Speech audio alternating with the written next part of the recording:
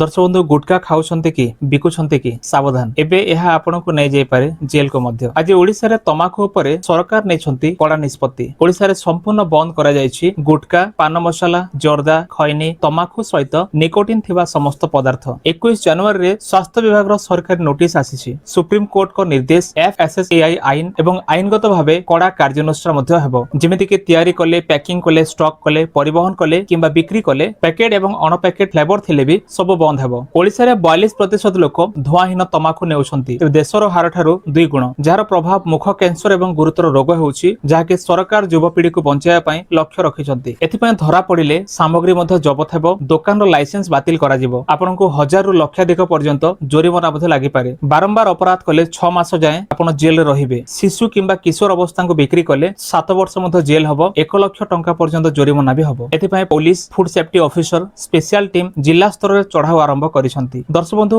निशा छाडंतु जीवन बंचांतु निजे सचेतन होई अन्य को भी सतर्क करंतु।